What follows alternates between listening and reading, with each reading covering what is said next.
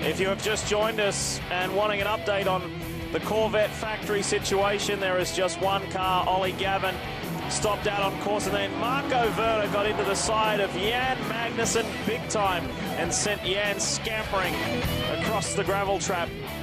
But thankfully, the 63 car is still in the race. The 64 has been retired. We are back. Welcome back to Le Mans, folks. Speeds live and continuing coverage. And it is car number 2 for Audi Sport North America. Tom Kristensen, who has a 2-lap lead over the sister car of Marco Werner. And there is the Corvette camp. What a day. Mixed fortunes. Bittersweet, really. But they are still very much in the race. And you know who else is still in the race? Is Ron Fellows in that 63 Corvette. And Dorsey, well, they're old friends. And they took some time to sit down and have a chat earlier this week.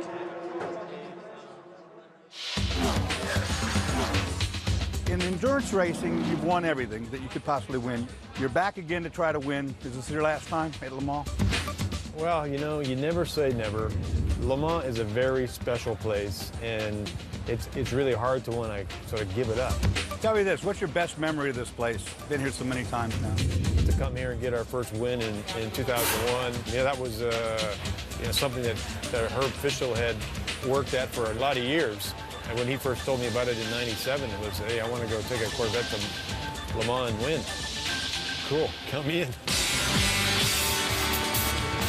Was your win here, you think, the crowning glory in your achievements as a race car driver?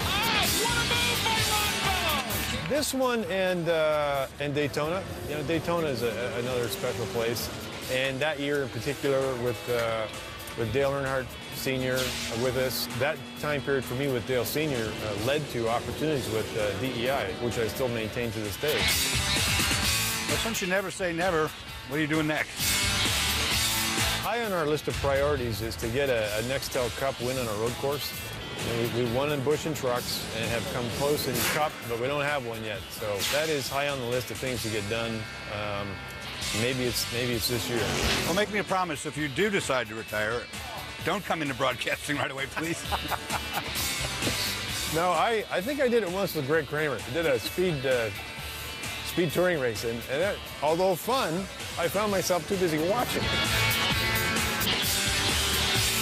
You know, I want to stay active with Corvette. These guys are like family here at GM Racing and the Pratt Miller, so we're gonna stick around. We'll stay on this side of the fence, I think. Well, I wish you good luck in this race. It looks to be the toughest one you're going to have, I think, in competition level. It wouldn't be anywhere near as satisfying if it wasn't. And this is certainly by far the most competitive GP1 field we've seen, and I know we're feeling like we're ready. He's a nice guy, isn't he? He's a true gentleman and one of the sports greats. How did you find sitting down and talking about the future with him?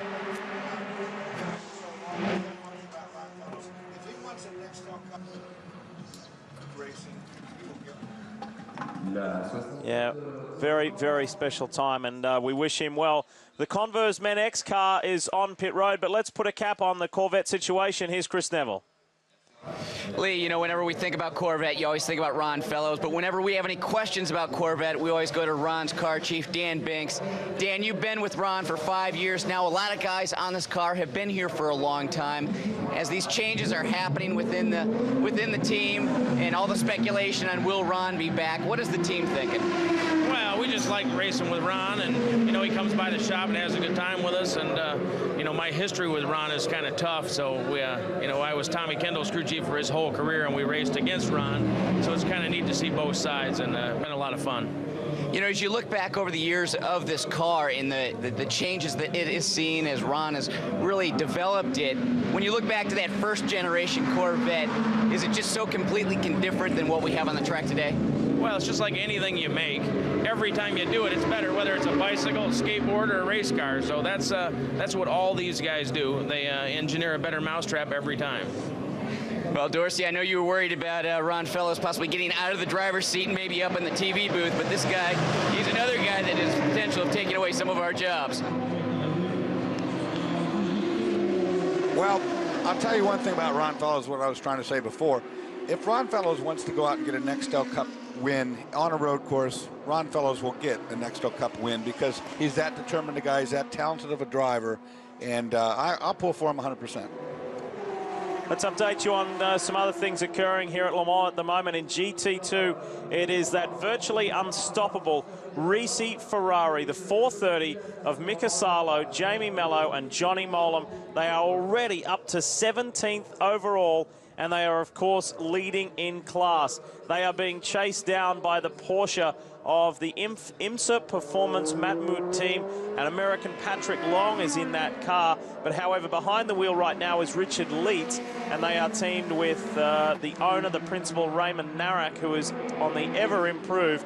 And they're some 6 positions further back overall, but they're second in class. And then the Scuderia Ecos Ferrari 430. So 2 Ferraris in the top 3.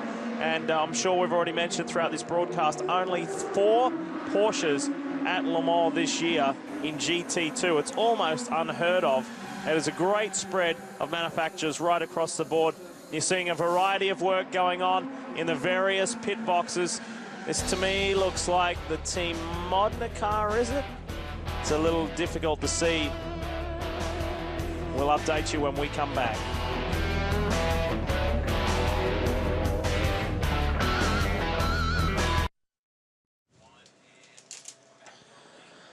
Hey, if it's time to dress up your mobile phone, go to speedtv.com. Custom wallpaper, ringtones, satisfy your need for speed with high-octane ringtones and fuel-injected wallpapers. It's great stuff for your speed mobile. It's speedtv.com, and you can get more details right there, right then. Let's talk about a little team that not could, but can. They've shown us many times before, and this year at Le Mans, they've got a different car, and they sit in the top 7 outright. Justin Bell has more. You're not comparing Martin Short to Thomas the Tank Engine, are you?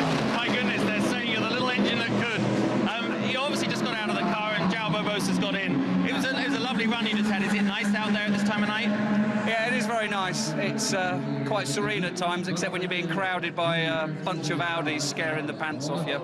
And where do they tend to catch you up? Oh, just about everywhere, and they overtake everywhere. I take my hat off to them. Those boys are consummate drivers, they really are. It's interesting because the Audis, they are far better at overtaking than the Peugeots. The Peugeots, you know, can't seem to quite make their mind up. They're not very decisive. You leave the door open for them and they sort of dilly-dally, whereas the Audis, you don't even need to leave a door open. They're there. It's, oh, bloody hell.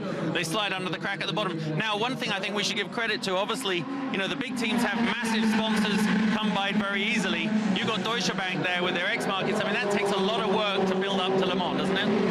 It does, yeah. It's, well, 4 years we've been at it now, and it's purely because of Deutsche Bank that we are here, and very grateful we are too. Thanks for the mention. Well, one other mention we've got to make is Joao Barbosa. I've raced with him, and it can be mildly depressing at times because I think he's one of the fastest drivers out there anywhere, and he's well deserving of these top rides. How are you finding him as a teammate? Well, I first discovered him in a motor at Spa 1,000 kilometres in 2003 when he jumped in the car and was immediately 3 seconds lap quicker than everybody else on the track. And I thought, blimey, this guy's good, and I've thought that ever since. He's a perfect teammate. And I believe last weekend he was driving in America in the Brumos Porsche and set the fastest lap in that car, and he's a guy that's really deserving a top ride, to be honest, and I'll be very sorry if he leaves us because he's a fantastic driver. Well, not only is he a great driver, he's a great guy, and you'll be responsible for his career taking off, as well as such good English he speaks. Thank you, Martin. Thanks a lot. Yeah, and congratulations to Martin Short too, because so far the year's going pretty well in that new Pescarolo. He's a privateer team, and he is tied for points in the Le Mans series after 2 rounds at Monza and at Valencia with the Works Pescarolo team. So they run a very good outfit, but it hasn't all been champagne and roses for Martin Short here at Le Mans. Let's rewind to 2004, you'll see what I mean. The Roll Center racing car just got nailed by Sebastian Bourdais, and Martin Short was clobbered there by the Pescarolo Jard. It was closing every door, which is not supposed to really to happen in endurance, so I was pretty surprised and upset in the car, and at some point I sneak in the inside and it just closed again, so, you know, we had contact. It's just stupid. Now watch the left rear. That was the one that was hit by Bourdais. Martin Martin Short slams the wall. That is a huge contact in the Porsche curves. He just drove straight into me. If that's getting in the way, well, I know he's an accomplished racer, but he should have been a bit more clever than he was, and it could have had very serious implications on me.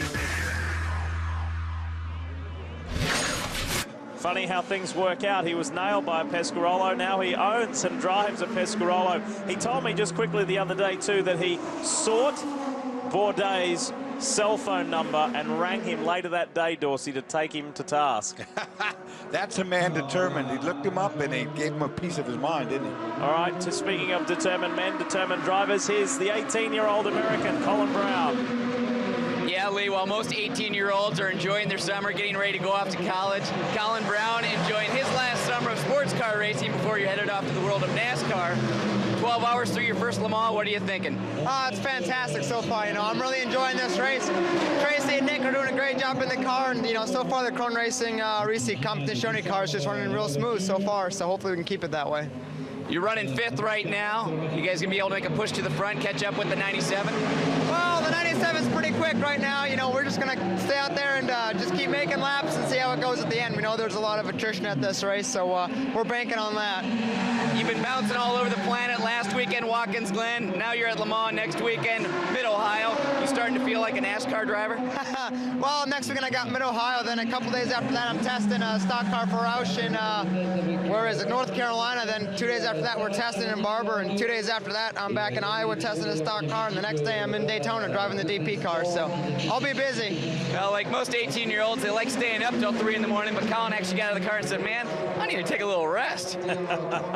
He just loves to drive, Dors. That sounded like identical to what my schedule is almost, except for the stock car bits. He loves to drive. Of course, he's 18 years old. What more could you want out of life? He's got it all right now. This is the race-leading car that's on pit road. Tom Kristensen is in the 2 and stays in the car. This has been a solid stint from Tom. I'll tell you what, that's a tough old bird right there. He had that huge accident not long back. They were wondering if he'd ever even be fit to drive here, much less start doing double stints and all this business. Double stinting in the night as well. This is a remarkable performance from Tom Kristensen.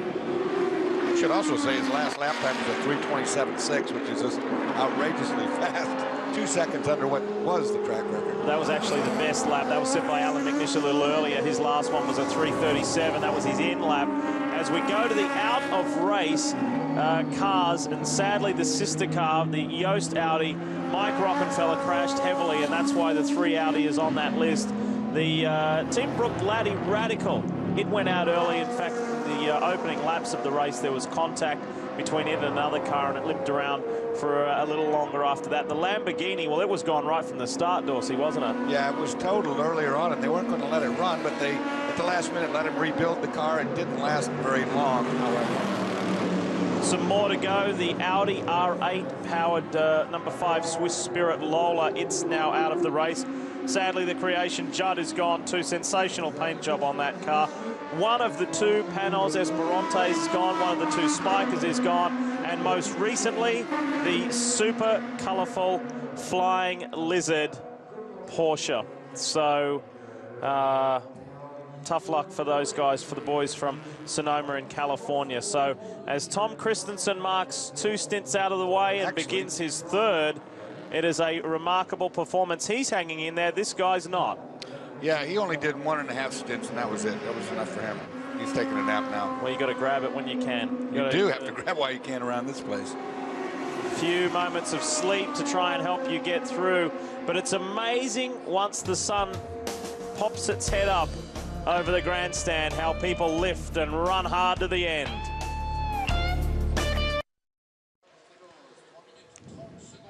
Wednesday on Unique Whips, Pam Anderson is known for getting things fired up, but now it's Will's Crew's turn to get Pam's engine started with an all-star ride. This is going to be huge.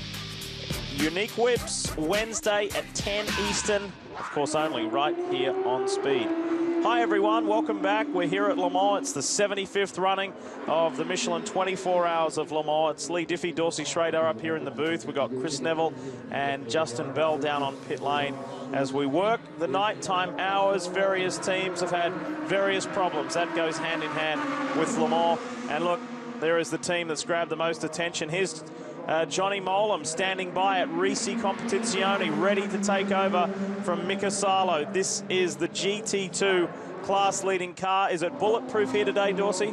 It's been pretty close to bulletproof, but I wouldn't say that. I mean, there's a long way to go in the event still. Anything might and could happen. This team is prepared for anything that could happen, though, also. We've crossed over the halfway mark. This is the car that's second in class. American Porsche factory driver Patrick Long is part of this team. This is a young and upcoming driver behind the wheel right now, Richard Leitz, who has shown a great deal of speed. He drives in the LeMans Endurance Series, or the Le Mans Series, I should say, with Raymond Narak, the team principal. And Patrick Long has been very impressed from him. Those guys are some ways back from the Risi Ferrari, but they are still second in class, 23rd overall. That's the IMSA Performance Matmut car. You may remember this one. This is the car that Romain Dumas drove in for the past couple of years with Narak. They have very close Porsche ties here in France, so we will keep an eye on that. They were fastest at the pre-test day, and they've been fast all weekend long, so they will be a contender for sure. The 76 Porsche, it's a French team. It was at the center of controversy actually last year because Dumas crashed that car heavily, and when you crash your car, you're not allowed to replace the chassis of the tub. However, it's a French team and they were allowed to. Say no more. A lot of questions were raised. All right, let's take a look at the highlights of the race thus far. If you've missed it, if you've just tuned in, welcome. This is what has gone down the opening hour. Nice clean start, but threatening clouds above it. In fact, was a greasy track. Sebastian Bourdais, the pole-sitting car. Look what happened in the first series of corners. Bourdais ran wide, clobbered a bollard, and Dindo Capello said, thank you very much, I'm going to slide on through. The Audis were quick for the opening several laps, but then they fell to Audi's power. Michael Verges almost nailed Adrian Fernandez, his Barazzi Epsilon teammate. And as a result, there were dramas with the car, and he spent several laps back in the pit box. This is Tracy Crone in the Crone Racing with Risi Competizione. Ferrari ran off track early. And then for the sister car, dramas with the door while Jamie Mello was at the wheel. Quite bizarre, really. Hasn't affected them. They are the class-leading car still. To the second hour, Tom Kristensen did a Sebastian Bourdais, didn't he? That was a close call. Greasy circuit, just caught Tom a little unawares, and then his teammate Mike Rockenfeller absolutely slammed the wall. Ollie Gavin behind the wheel of the 64. It was a drive shaft problem. He was able to get the car fired up again, but he'd already had outside assistance from the officials. That official said, no, come back, you're done, your day is over. Check the rain out here. It had everybody scrambling. The Labra boys, first of all, in the Aston pit, and then here, the 33 Zytek, that's Adrian Fernandez car, sponsored by Lowe's. To the fourth hour, look at this Luke Alphonse Corvette, just nails the Converse Men X Aston up in turn one, and then Stefan Muka was very lucky to avoid injury here when there was an onboard fire. The back of his helmet was particularly inflamed. He jumped from the cockpit of that car and was okay. Then a wheel bearing problem for one of the Peugeots. That caught everybody's attention. It was the 8. It spent time back in the box and lost several laps. To the 7th hour, watch this for a close call. Marco Werner on the inside of Jan Magnussen, and it sends Jan flying. A lucky escape. And that's when you say thanks for the extra runoff. Both those cars still in the race and still very competitive. So, it has been eventful, Dorsey. And we're only halfway through, and a lot more left to come. It's been very eventful. The guys run a fantastic pace. The Audi guys are running a much quicker pace than anybody thought they would. Everybody really thought that the Peugeot would be the one that was out there setting quick laps. Not that way. Well, right now, speaking of Audi pace, Marco Werner is doing very respectable lap times. 3:30 last time around. He was 3.5 full seconds quicker than race leader Tom Kristensen, as the Peugeot boys are back on pit road. This is the 8. And Stefan Johansson climbs aboard. And Justin standing by. Well, you know, it gets down to these little Frenchmen flying through small holes on the side of these cars. It's definitely a two-man affair to get the driver into the cockpit. This one's going a little bit more smoothly than the Villeneuve one did. But this is a very slick operation, just like you're seeing down the other end with Audi. These guys have rehearsed everything. There's nothing accidental about any of their movements. Of course, the only thing that is accidental is the throng of media and throng of people, you know, the marshals controlling the car. I'm getting a little glimpse inside the cockpit. We don't often get a chance to see that. It is quite amazing. It looks just like a Formula One steering wheel. Quite fabulous. You know what? The driver is unable to do his own belts up. There is not enough lateral movement for him to be able to put his elbows out and do the belts up. It looks like a standard stop. They're doing something on the side of the car. They took off the air vents on the left-hand side of the car just to gain access. It looked like a quick... He actually just tweaked a couple of wires and then closed it back up again. I'm not technical enough, Dorsey, to be able to tell you what that was, but it looks, you know, it looks pretty good. So they're dropping the car on the ground and getting it back on. But actually, I think I can grab Pedro Lamy now. Hold on 1 second. Hey, Pedro, man, that was a great drive. Yeah, it was okay. I mean, the car, we changed a bit the car, but it was not brilliant. We have a bit of a problem with the engine as well, so we will see. And obviously, with the what is the drama with the radiators in the side pod? They went in the side pod. Has it got an overheating problem? Yes, it's true. It's overheating. That's a problem. Okay, well, you know what? You've got great teammates, great drive, and I know you'll be back in later. Thanks, man. Thank you. So he's let the cat out of the bag. We do have a problem with the Peugeot. We know he's been pulling the side pods out and cleaning that debris out of there, but confirmation that the engine has been overheating, and for a diesel, Leigh, this is a very critical situation. One that we will keep an eye on as we look at the Pescarolo Sport Camp. Jean-Christophe Bouillon has done a good job. That car is in 4th overall as it pitted. Driver change being executed. So it's the two Audis, 1 and 2, then Jacques Villeneuve in the best of the Peugeots. Bouillon steps from the car. That is the Pescarolo Sport. The Judd-powered Pescarolo. And away it goes to maintain its top 4 position. Stefan Johansson is 5th overall from Yann Charouz in 6th, and then Joao Barbosa in that customer Pescarolo is 7th outright. Peter Cox is the best of the Astons in 007 in 8th overall, best of the GT1 class. Now here's what I'm thinking. It's 3:15 in the morning. It's as cool as it's going to be for the rest of this 24-hour race. And of course, if the Peugeots are right now having overheating problem, it might or might not be due to that rubber collected in the radiator. Certainly that's something they address each time they come in. But I don't know if that's all of it, if that's the overall total picture. As the sun comes up, which it will in about 2 hours, the temperature is going to rise, and I think we'll see probably problems occur within the Peugeot camp. See right here, one of the tire technicians taking a parameter check. They're checking the temperature of the tire. They'll stick that parameter in there all the way across from left to right and get a measurement, and it gives them an idea of tire wear and how much camber, if you will, the tire has, or the car has. These teams ready for a stop. Chris, what do you have? Leigh, while we were away, the 97 did come in for a pit stop, and Johnny Mowlem, we saw him get behind the wheel. Now, the team did spend about an extra minute in pit lane. They were working at the rear of the car. I checked in with them, and they said that the clutch was getting a bit spongy on that Ferrari 430, so they were bleeding the clutch. Now, the team says this isn't something they're too concerned about at this point in time, but remember, we still have about almost another 12 hours to go, so we might be seeing a little chink in the armor of that Ferrari. Wow, of course, bleeding the clutch lets you know that it's a hydraulic clutch, and what they're doing is the slave cylinder, if it was, it's actually not slave cylinder anymore, but they're bleeding the air out of the line, but how did the air get there is my question. As far as LMP2, it is still American Bill Binney who leads the way. Young Chris Buncombe is behind the wheel, 15th overall, and the competitors close by in that class are dropping further down the order. It's looking good for Bill Binney. He has a remarkable record here at Le Mans.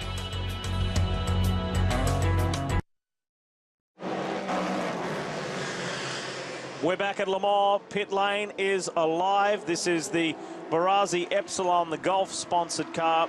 The Zytek, this is the sister car to the one that Adrian Fernandez is driving at the moment. And I mentioned as we went to the break, the Liz Halliday prototype had fallen down the order, and that has now elevated Adrian up into 3rd place in the LMP2 class. Justin, I know that you're scanning pit lane. Have you found out what's going on with the Liz Halliday prototype? Yeah, they're up on the jacks. I mean, the big jacks in the garage, and they're actually rather forlornly looking at the back, but there's 3 guys in it, and they're changing the gearbox out. That's basically it. The gearbox has kind of ingested itself, and now they're going to replace it. You know, that's a lengthy stop, which basically sets you back 4, 5, 6 laps, but the atmosphere seems pretty good in there because they know they can get back out a lot better than losing it out on track with a drive shaft or you know, losing an engine. So they'll be back in the game before we know it.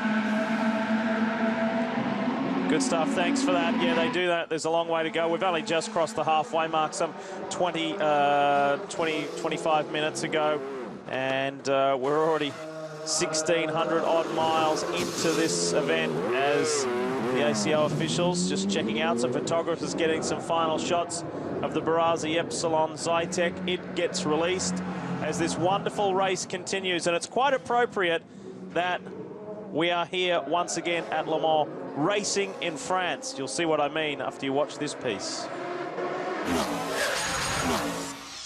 In 1893, when Illinois bicycle manufacturer Charles Duryea built the first successful gasoline-powered car in the United States, Peugeot and another French manufacturer, Panhard, had already been making automobiles for 4 years. France led the world in the number of cars manufactured until 1906, when overtaken by the US. France was also the birthplace of auto racing. In 1894, the first ever race was run from Paris to Rouen. In 1906, the newly formed Automobile Club de l'Ouest staged the first ever Grand Prix. It was held on a 64-mile circuit just east of Le Mans, and the race took 2 days to complete. In July of 1914, World War I broke out, and for the next 7 years, there was little racing in Europe. In 1921, the ACO revived the French Grand Prix, using for its race course 10 3/4 miles of public roads in and around Le Mans. Much of that same circuit is being used in today's race, some 86 years later. Despite climbing out of a hospital bed just 2 hours before the race, California's Jimmy Murphy won it after rolling his Duesenberg during testing. He took the checkered flag with 2 flat tyres, as well as a huge hole in his radiator, due to many sharp stones encountered en route. The following year, Murphy won the Indianapolis 500 and the National Championship, driving the very same Duesenberg. Was that David Hobbs driving that thing? I tell you what, it's not David Hobbs, but here's Nicolas Prost, son of 4-time world Formula One champion Alain Prost, who was here earlier in the week. I'd never seen Alain Prost in the flesh before, and he is so tiny. I had no idea that he was so diminutive and still very, very fit, still into cycling big time. That Peugeot took a second chance, a second bite at where he was turning in. There were too many people in where he wanted to take that shallow line into the pit box in the 7. This is Jacques Villeneuve behind the wheel. And so far, so good in his nighttime stint. What do you make of the Peugeots, Dorsey? You like it? I really like it. I mean, it's a very sexy car, and I'm quite impressed it's gone this long or this far into the race, because it was built, it looks like a little Formula One car with a body, and it really didn't look to me like it was built for an endurance type of mode. It looks like a sprinter.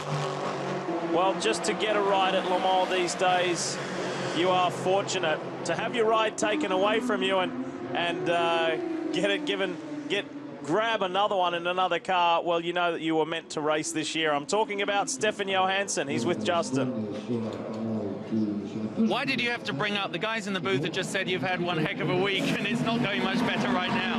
No, it doesn't stop. It's just, I don't know what we're in for now, but there's probably about, I don't know, 5th or 6th stop in the garage, you know, so it's not going too well.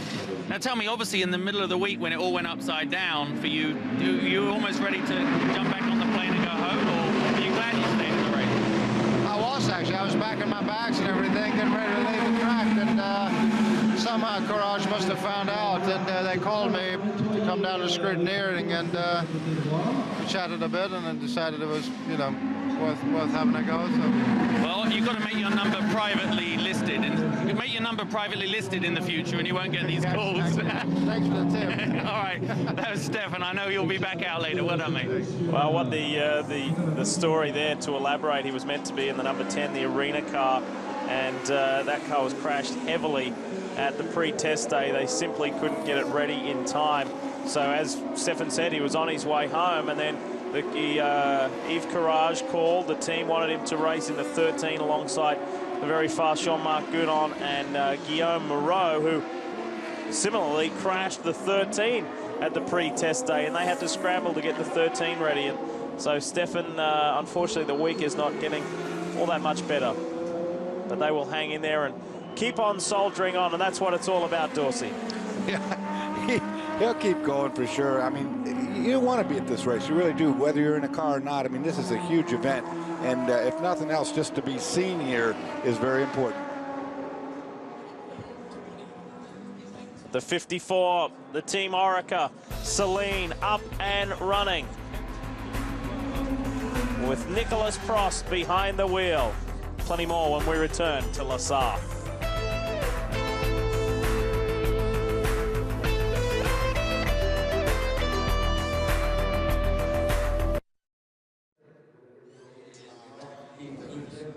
Thursday Payback has a whole new season of custom rides and superstars, because when you make it to the top, you've got to say thank you in a big way. Payback, it's Thursday at 9 Eastern, exclusive to Speed.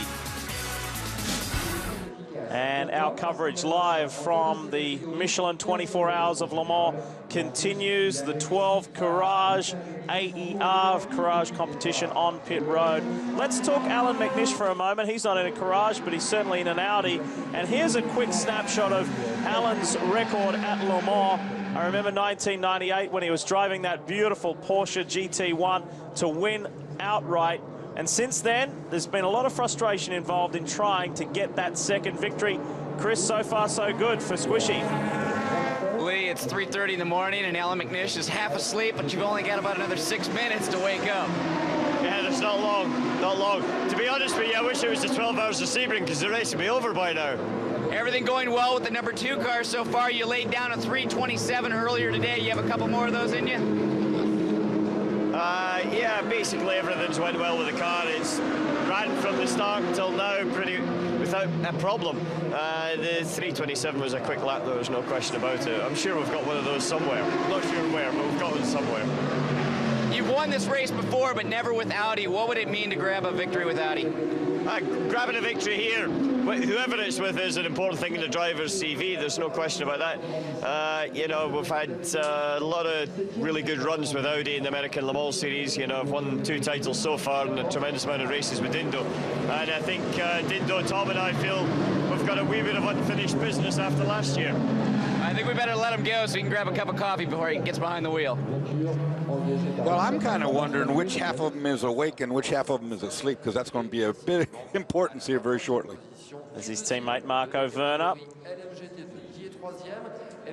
And it's been a very solid day for the Audi boys thus far. Wouldn't it be a great year for Allan if he could get there and get his second Le Mans win? His good friend Dario Franchitti, of course, winning the Indianapolis 500 earlier this year. Just before we went to the break, we were talking about young Nicholas Prost, and in that beautiful Orica Celine, let's talk to the man himself. Here's Steve. It's amazing who you find loitering in French pits at Le Mans. Steve, it's fantastic to see you here. Are you enjoying your experience in your also in your new job? Yes, obviously it's pretty exciting to be here. We're a little more than halfway through the race, and both cars are still running very well, so we're very optimistic. Obviously, one of the things that I know well about is the efficiency and the amazing technical resources of Orica. Now, it must be fabulous to see your cars in their hands. Yes, obviously we've gone through a lot of development with it. The cars seem to be quite reliable. We're running pretty much our own pace, and we'll kind of see what happens at the last few hours. Now, for obviously viewers back in America, I know they're going to want to talk about this quickly or hear about it. You got a lot of press recently. You've moved on in your evolution of your business career. Tell us a little bit. Well, yes, I've left my day job with Celine to where I'm still there in spirit and supporting the company, but I have signed on with a company that's going to import the first Chinese cars into the U.S. And so that's very exciting. It's a very big project, and I've been over to China. We've looked at the factory. It really is the real deal, and I'm really excited about doing that. Well, all that we'll add is that if you can bring some of the majestic beauty and speed of the Celine brand to a Chinese car, you'll have done more than anyone in before you. So thanks, Steve. Okay, it'll be interesting. I've gone from one extreme with the S7 to a very inexpensive car for $13,000, but I think it's the right thing to do right now. Well, fabulous. We'll be keeping an eye on it, and enjoy the Le Mans 24 hours. Thanks, thank you. Indeed we will, and trouble here for the Chamberlain Synergy prototype, the Lola AER, Peter Owen behind the wheel, and it seemed to be stranded there for a moment, Dorsey, but now it seems to have cleared, got itself out of harm's way. He had a spin, and he was sitting there. And I don't know if you see a little bit of smoke right now out of the back of the car. When he was trying to refire it, there was a great deal of smoke, like something had gone pretty badly wrong in the engine compartment.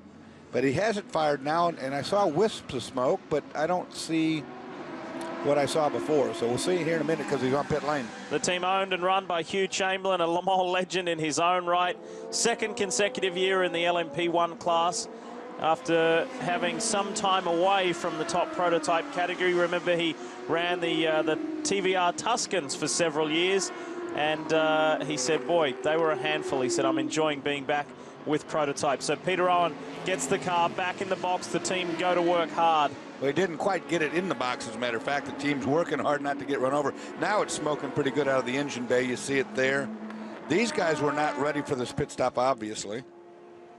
And whatever broke happened right down at the pit-in entrance. So he was lucky to get back there.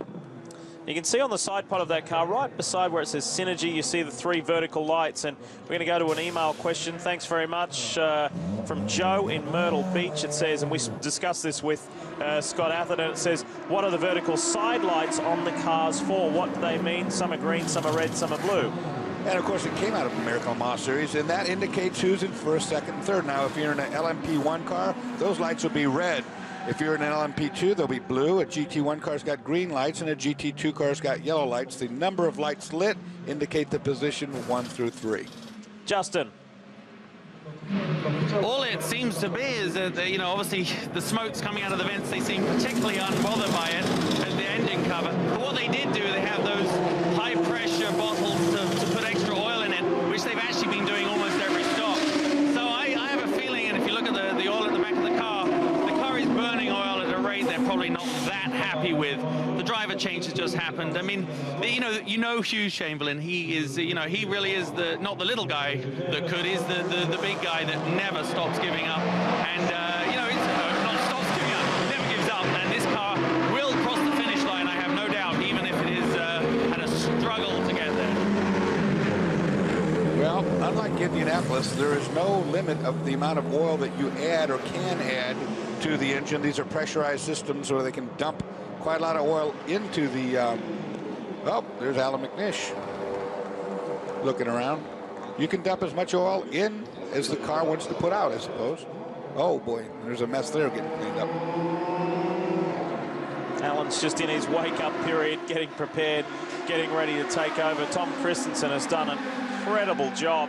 He still boasts a 2-lap lead over the sister Audi. Of course, Marco Werner is behind the wheel. That little kiss and a cuddle you saw earlier, that was an item off tape from earlier. Werner is behind the wheel of that car. So it's Kristensen, Werner, Villeneuve. What a threesome at the top of this race. Romain Dumas for Pescarolo Sport is 4th overall, and Stefan Johansson, former F1 pilot and former World Rally competitor, is 5th overall in the 2nd Peugeot. And then Charouz in the Charouz Racing Systems Lola is 6th overall, and Joao Barbosa 7th. Then the best GT1 car is in the top 10. Better than that, it's in the top 8, and that's Peter Cox, a former class winner here, leads the way for the Works Astons, and David Brabham is 2nd. Jan Magnussen in the Corvette is third in class, 10th overall. Not a bad effort for the GT1 cars.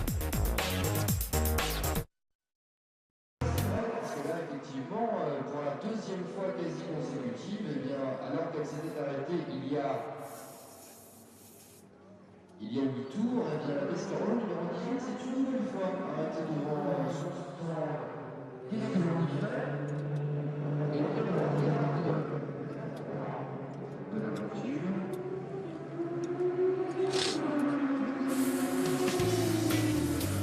If you're interested in which particular manufacturer, which particular mark is where, in Prototype 1, this is how it stands. Audi, Peugeot, Pescarolo and Peugeot, the top 5. Very successful run thus far through the first half of the 75th running of the Michelin 24 Hours of Le Mans for Audi. It's Lola, Courage, Zytek, the top 3 in P2. The class, well, this is what they call it here, the class that nobody wants to win. It really is the best last team standing. How about the Astons? They really want to take the fight to Corvette this year, and that was made a whole lot easier by the retirement of the 64 Corvette. It's down to Johnny O, Ron Fellows and Jan Magnussen in the 63. Look at that. They are surrounded by Astons. And in GT2, it's the Risi Ferrari over the IMSA Performance Porsche, and then the Scuderia Ecos Ferrari. Those 430s are a beautiful thing. Check this out. There's activity down at the number 2 Audi pit. Kristensen is about to come in. Before we get to that, let's take you to a piece about diesel power. It's appropriate. We're talking Audi. Diesel power at Le Mans. And certainly Audi were not the first to turn up with it, with those beautiful R10s. Prior to last year, there were 5 diesels in total that had competed here. The first was in 49. The most recent was this one in 2004, Ian Dawson's Taurus Racing. And then, of course, the victorious 2006 effort in the R10s, Werner Pirro Biela. A remarkable performance on debut to win. Of course, all those diesels were old school type of diesels, nothing like today, what we're seeing. These diesels don't smoke, folks. They don't smell bad. They don't make that knocking noise. They don't make any noise. And in the case of Peugeot, you see on the side the HDI FAP is a particulate filter. And what that is it takes the exhaust gas coming out of the exhaust pipe, runs it through a filtration system, which eliminates any size of matter that would come into the atmosphere. Thusly, no smoke, no smell. Pretty neat stuff. What causes them to smoke? You see particularly the R10, it smokes a lot on exit of pit box. When they do that, when they shut it off in there, I think it probably what it does is it brings oil into the cylinders. When it starts itself back up, it burns that initial oil off, and then it won't smoke anymore until they shut it down again. That was Nicolas Lapierre in the lead Orica Celine. Serviced and sent. 13th overall and 6th in class. That's the best of the Celines. And we heard from Steve Celine earlier when he chatted with Justin. Very thrilled to see the cars out there circulating well. And who knows what will happen in another 11 and a quarter hours time. Bob Berridge brings the Chamberlain Synergy prototype back on pit road. I just made the analogy that they might smoke a lot of cigarettes here in France, but there are no particulates flying around. That's good. Justin, what's happening down there at Chamberlain?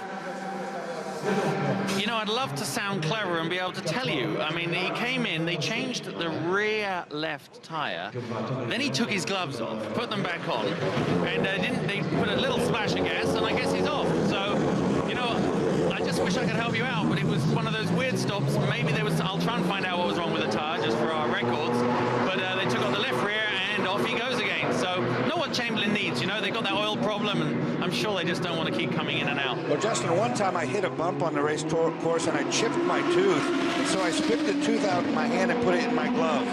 Maybe that was what it was about, but I doubt it. You know, well, maybe I have a feeling that, you know, that's probably why you're such a fabulous, good-looking man, Dorsey, is that missing tooth at the front of your mouth. It's the false tooth at the front. Allan McNish is standing by. This is the big news. Almost 200 laps down.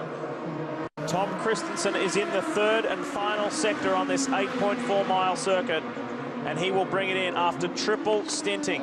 You have to remember that it was only it was the 22nd of April when Tom was involved in that scary, scary crash in the DTM series at Hockenheim. Severe whiplash trauma, head injuries.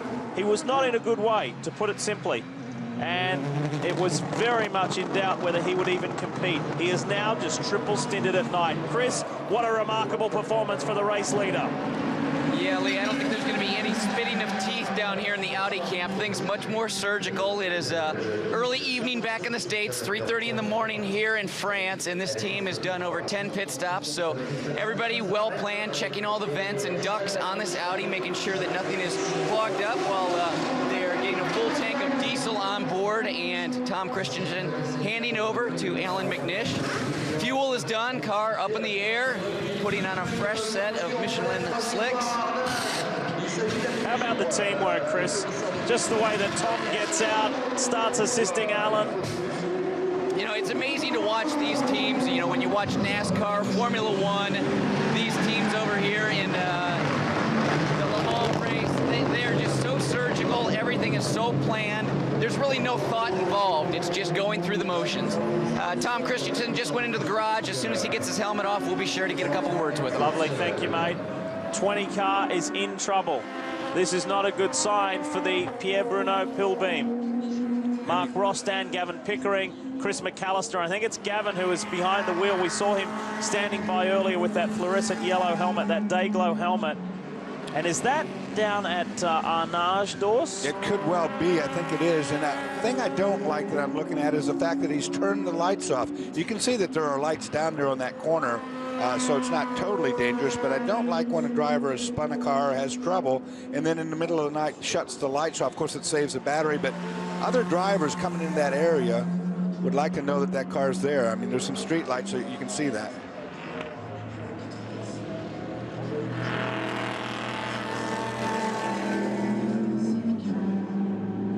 And they're working the corner. People helping him out there trying to... He's unbelted himself. Looks like he's extricating himself from the car. There's the trouble on this car. No back end and a big hole in the front end. 15. This is the Charouz Racing System car. This is doing well, you know, at the moment. It's up there. It's in the top 6 at the moment with Jan Charouz behind the wheel.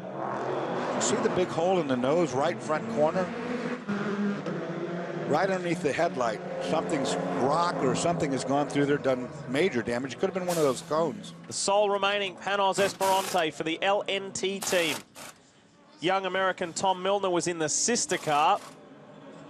And this is Bell stepping from the 82. And it looks like they're going to put the rollers under it, which means if they do that, they're probably going to go into the garage, as this car is.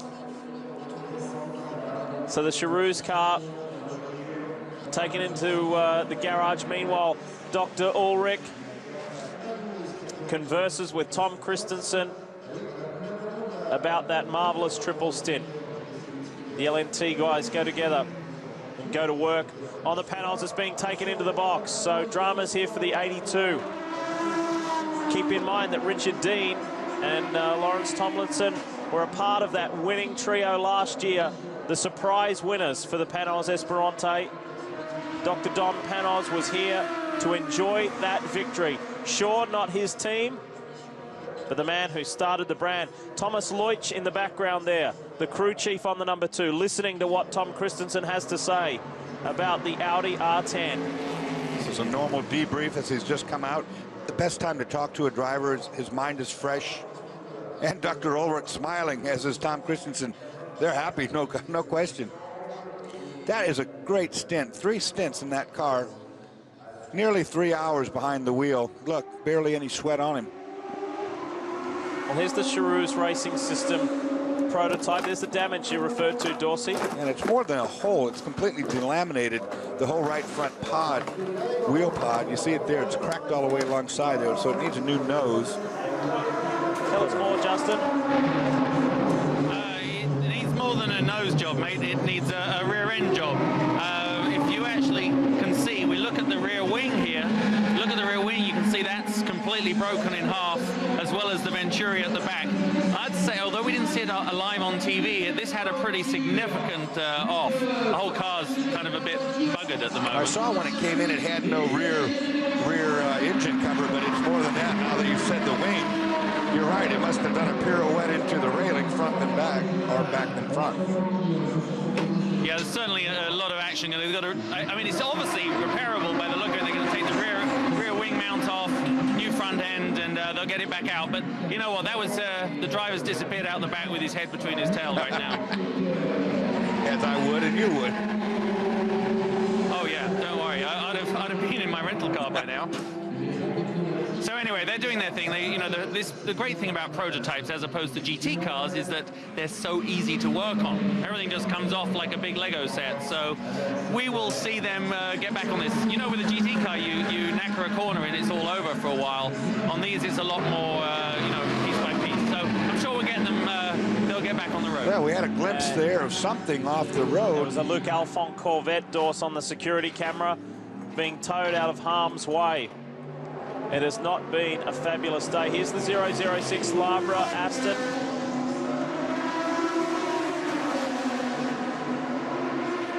Regulation stop from everything we can view from here. But I wonder what went down with that Luke Alphonse Corvette. Yeah, you could just see that, like you said, that was a security camera shot. They had a record there, but we don't know what's going on. This is world feed, so we're jumping around a little bit as they show us what they're finding. And the 006 is released. Patrick Bornhauser, Roland Berville, and Gregor Fisken, the trio in this Aston Martin. And Gregor Fisken has had a very busy weekend. He deals in fine historic cars. This tells us about Gavin Pickering in the Pierre Bruno Pilbeam, and it was at Arnage. It's just a simple spin, got in there early on. Looks like a little bit of rear brake bias. Now I can tell you more on the Luke Alphonse car. It was the 72, and Luke Alphonse himself was behind the wheel. It has come to a stop, 16th overall and around 7th in class. So frustration for the French skiing hero, and who has really had some great results in the Paris-Dakar. Let's hear from Tom Kristensen. Here's Chris. Tom, we're a little bit past halfway. You've got almost a 2-lap lead on the sister car. Are you starting to think about that 8th win, or is there still too much time on the clock? Yes, there's too much time on the clock. We are racing. There's absolutely cars running good. We had a very aggressive opening, trying to put all the pressure we could on everyone, and Dino did a magnificent first stints, and then on the intermediate I was driving. I was pretty pleased with the car. Allan got extended the lead even further. Now I did 3 stints on the medium tires at night, and the Michelin's there working beautiful. And yeah, so far everything good. After that 3 stints, any ill effects from the wreck at Hockenheim?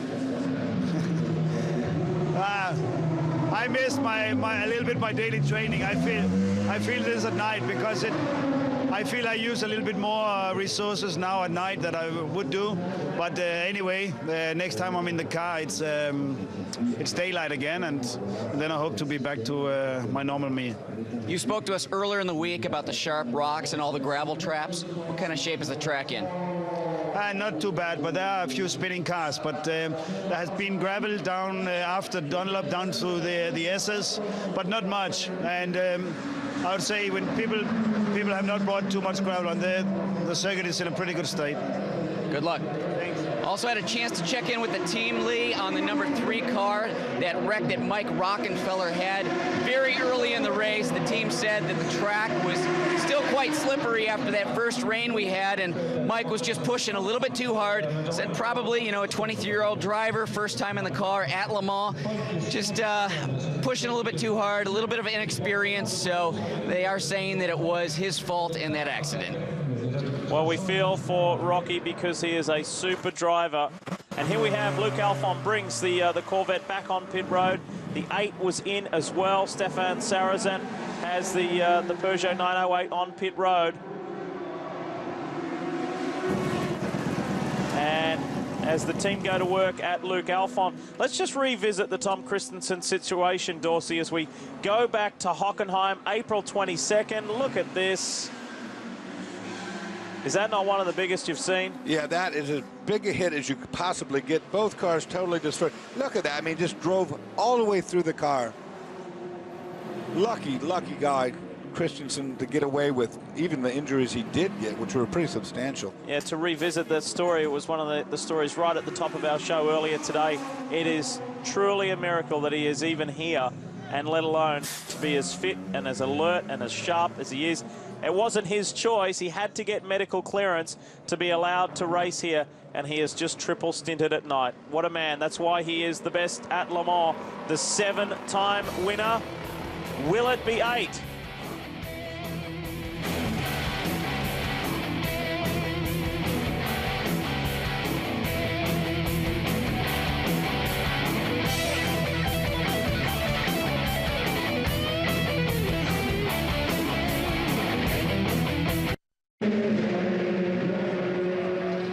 Welcome back to the Michelin 24 Hours of Le Mans. Tomas Enge getting ready to take over from Peter Cox, currently leading GT1. Thomas, you've had a few stints behind the wheel. We just talked to one injured driver, Tom Kristensen. Now you, the elbow, how's everything holding up?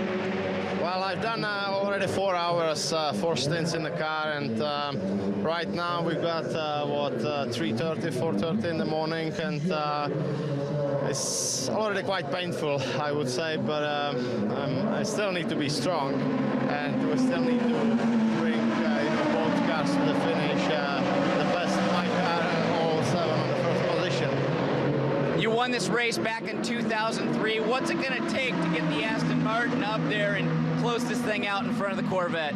Well, at this moment, it looks like we've got really fast car, reliable as well, so we just need to run without problems, without mistakes, and hopefully I will think we will stay together, the whole car, like it is now, and we can clock until the end of the race on these positions. Good luck. I think we better let Thomas go. Crew is starting to get up, getting ready for the 007 and the 009 to come in for pit stops. Well, he knows what it's like to win here at Le Mans in class. This was back when it was GTS days, and the ProDrive 550 Maranello Ferrari, he, Peter Cox and Jamie Davis won. But then in the following years, absolute frustration, Dorsey, where they said if it was the 21 hours of Le Mans, they would have won. That's the worst way to go out. Get all the way up there, 21 hours in, all your work's done, you're thinking you've got it won, and then right with this finish line inside, it all goes bad, and it happens a lot. It was good for the Corvette boys, though. Doug Feehan and the gang got to rub it in. ProDrive came so close, but yet so far those following 2 years. Can they go all the way? Well, the last time Thomas won in class was with Peter Cox. He's driving with Peter Cox again. He also has F1 legend and British racing hero Johnny Herbert in that Aston Martin. So it's all looking good at the moment. It is Works Aston's 1 and 2 in GT1. And they have a lap, unfortunately for the American fans, they have a 1-lap lead on the Corvette. Jan Magnussen right now driving that. 1 lap is not a lot. It's 8 miles, but it's not a lot if something should go wrong. And just to reiterate a point that we made a little earlier on, we are at the hands of the world feed suppliers. Because it's in the middle of the night, they do give the French cameramen some relief. The guys who are operating on the back stretch, Les Henoudieres, Mulsanne, around at Indianapolis, down in the deep, dark stretches of this track, they do give the cameraman relief. That's why we get a lot of vision on the front stretch and in pit lane, and it's not an ideal situation for us either, so we appreciate your patience at home, folks, and we are giving you as good as we possibly can. And when daylight breaks, the cameramen come back on, and then we get full course coverage. So we continue. Here is the 008 Aston on pit road. And gee, they have performed well so far. The Labre competition, this is the one with Christophe Bouchou. And ironically, this is the man who won the last time Peugeot was here. Bouchou was part of that successful trio in 1993 when Jean Todt was at the helm of that team with the then Peugeot 905 guiding it to victory lane. And the 008, it's Christoph Bouchou, Fabrizio Golan, and Kasper Elgaard, the Danish driver. The trio in this car, all highly experienced, Dorsey. Indeed they are. Looks like Fabrizio Golan is going to stay in the car. This looks routine. Nobody in any kind of a hurry. They're going to double stint those tires. I don't see any tires out there. Take fuel only.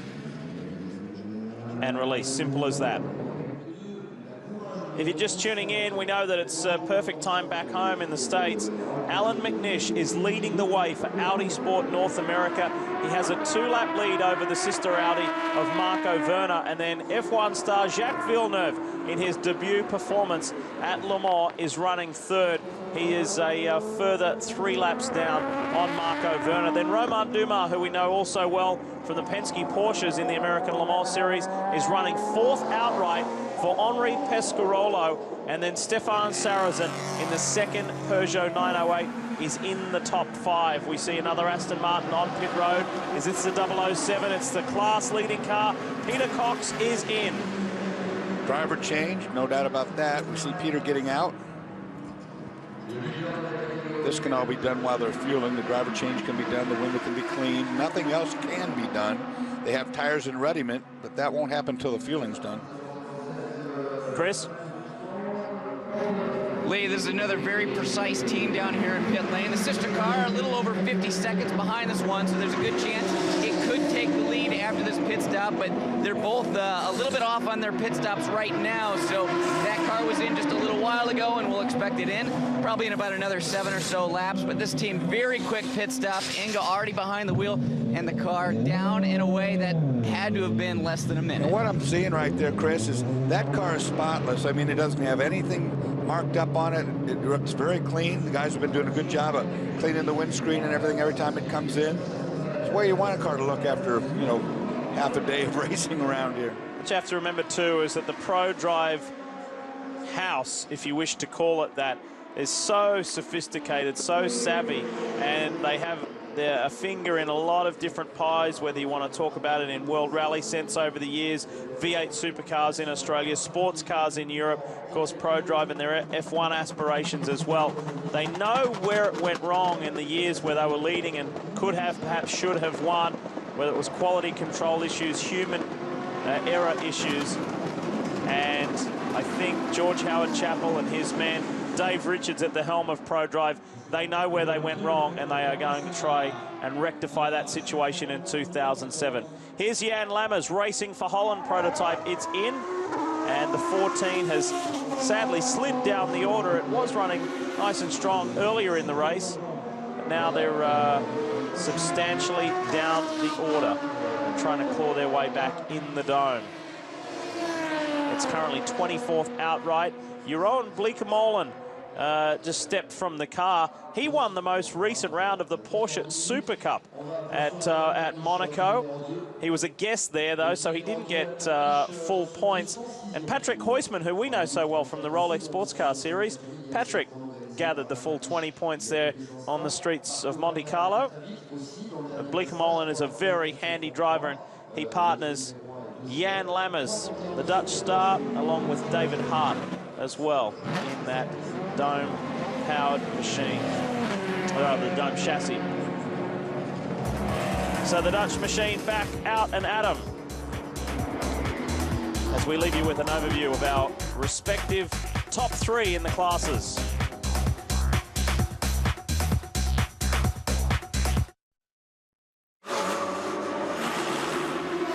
You're watching the 7 Peugeot 908 of Jacques Villeneuve.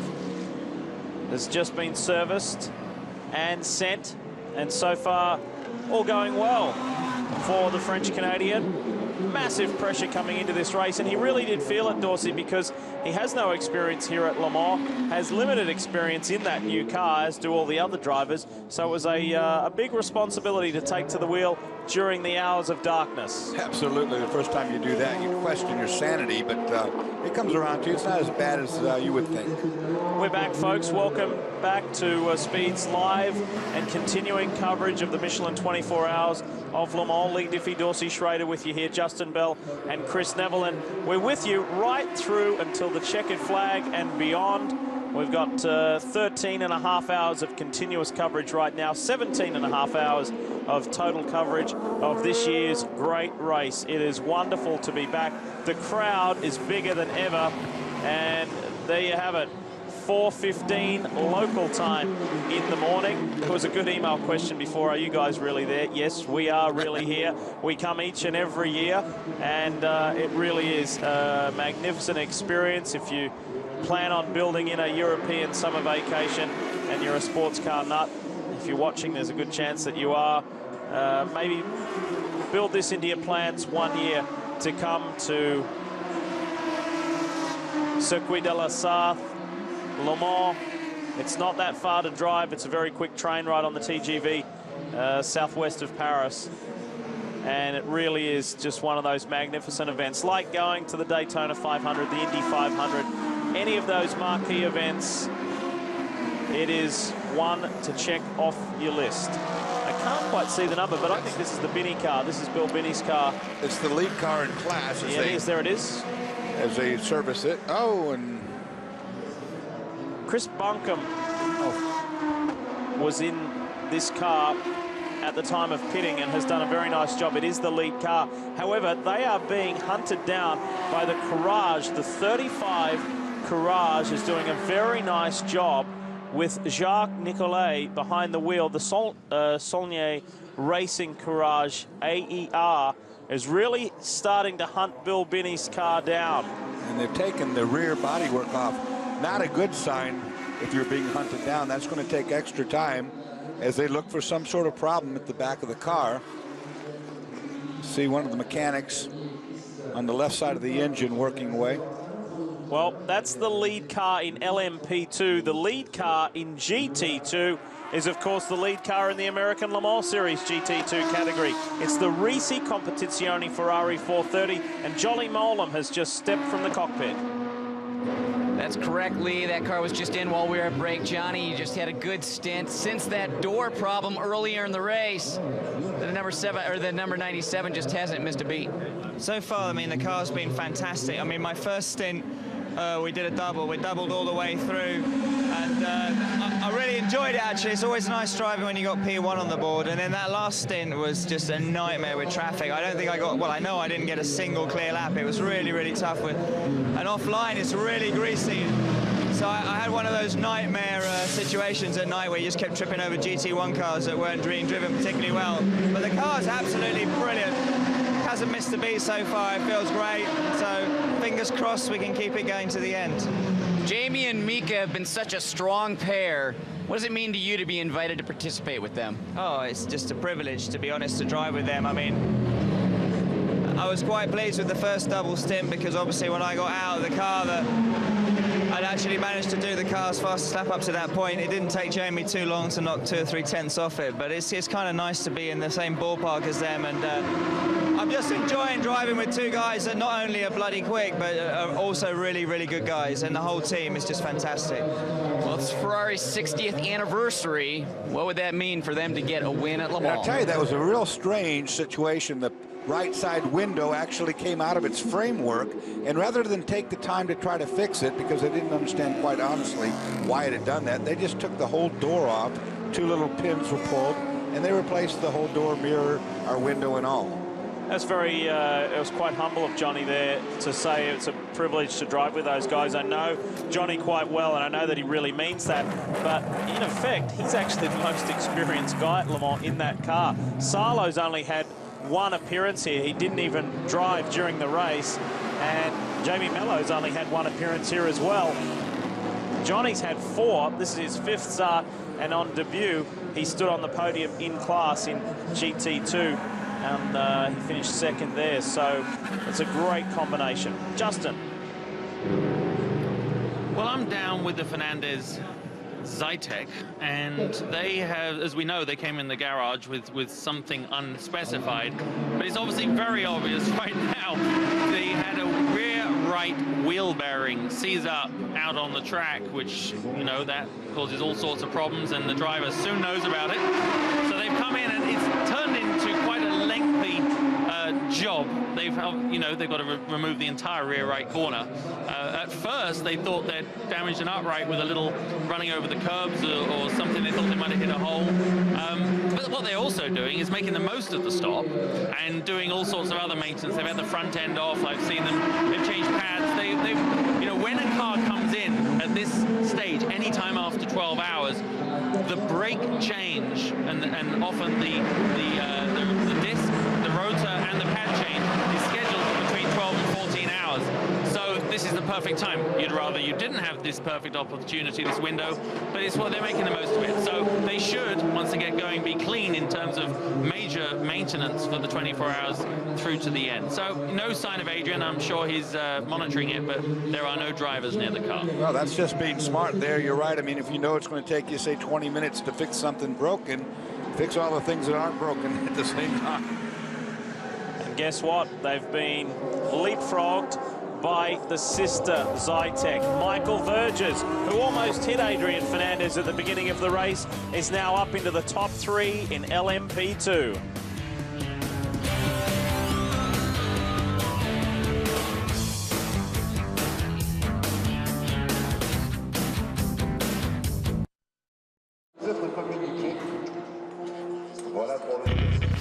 A reminder for you that Wednesday at 9, it is Binks. Now, this is a very popular show on the network. Many of you watch it. It's all about losing the race. You lose your ride. Very exciting, and it all peaks on the quarter-mile track. We're back. Welcome back. We just missed, just by the skin of our teeth, the 009 Aston Martin pit stop. Chris, I know you observed it. What went down?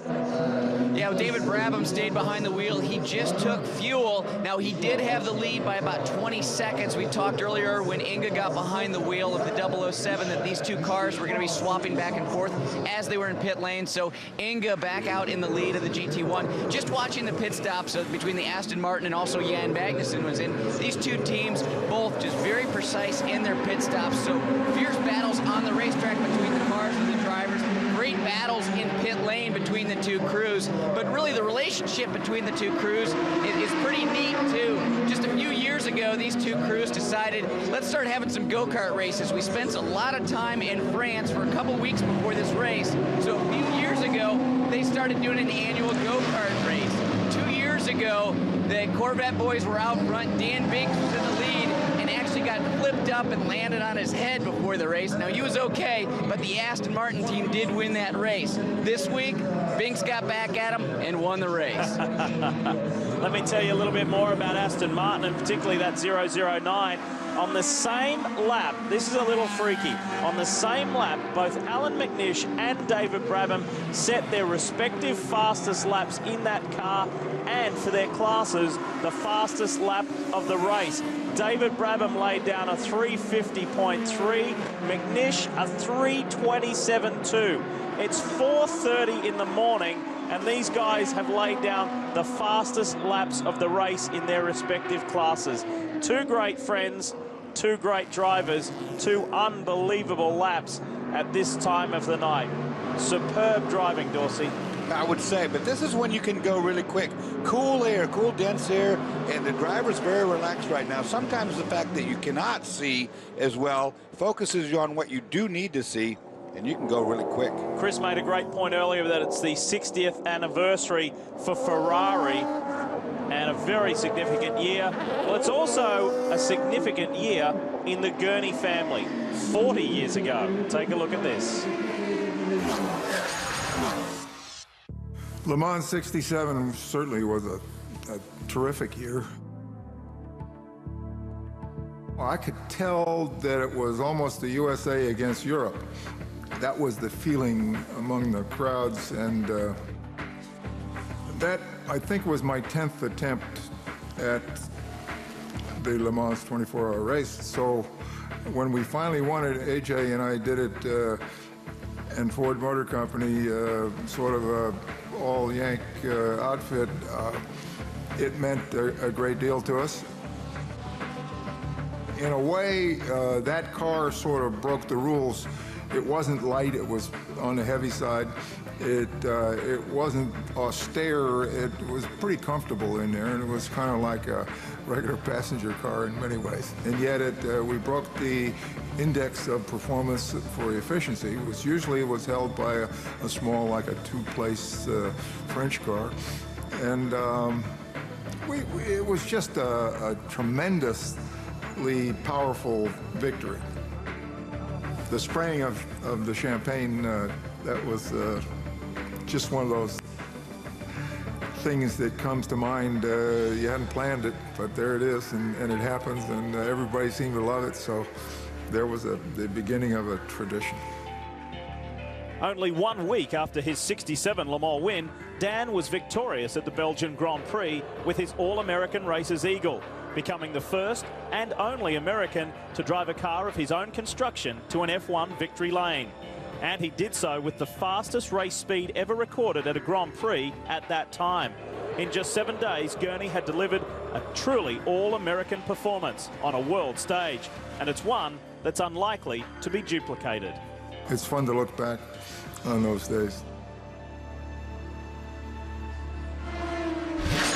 Well, ironically, that car competed again here at Le Mans this morning, right before the start of this race, in the historic race. You can always tell that car, Lee, amongst any other Ford GT40. It has a bubble on the right side, up on the roof. It's the only one of the kind, and that was because Dan Gurney is so tall, his head wouldn't fit without it. Well, hopefully you're watching Dan back in California, and your son Alex, and what a thrill that must have been to look back at there, know that you've left your mark on Le Mans, and how great your son Alex is performing at the moment in sports cars in the Rolex Sports Car Series. 2 wins this season to Alex. He's on a real roll at the moment. This is the Roll Center Racing Pescarolo Judd. It does not have the same aerodynamic updates as the Works Pescarolos. Martin Short said, that's okay, we love this car, we love the power plant, it's going well. Great to be running in Prototype 1. Enjoyed their time with the Radical program and the project, but it just didn't quite work out. And they said, boy, this Pescarolo is quite the car. In fact, it is the first customer Pescarolo. The Pescarolos, the 16-17, well, of course, we lost the 17 earlier in the race. They're the first, well, that's the second generation of the true Pescarolos per se. Of course, the Pescarolo was originally adapted from a Courage. This here is the first customer Pescarolo, and Martin Short's very excited to have his hands on it. Well, it's great to see an independent be able to be competitive, but more than that, Martin Short and these guys, it's great to see how much fun they actually have competing here. Can't remember or not if we've told you about Adrian Newey's performance here at the 75th running of the Michelin 24 Hours of Le Mans. Yes, the Adrian Newey, legendary Formula One designer. He is racing here in a Ferrari, and they're currently a little further down the order than where they would like to be. It's the AF Course Red Bull Ferrari. This is Allan McNish is in. It's the end of his first stint already after blistering lap times. The Scotsman is in. Just watch how calm things are down here in the Audi Sport North America pit. They all go about their work very systematically, very composed, Dors. Yeah, you saw one of the mechanics hand Allan a drink bottle. He just now got done drinking what was in there and threw it out. It probably was not water, or some sort of an energy drink, I'm sure. We had an email about that earlier, Lee, about a blue box. Somebody saw someone handing a blue box. That's a drink bottle that's being handed in and out of the car when the drivers make their exchange. Allan just took it and threw it back to him. Okay, so McNish has serviced, he's done and is out on his way. Someone who is fresh from driving is Portuguese driver Joao Barbosa.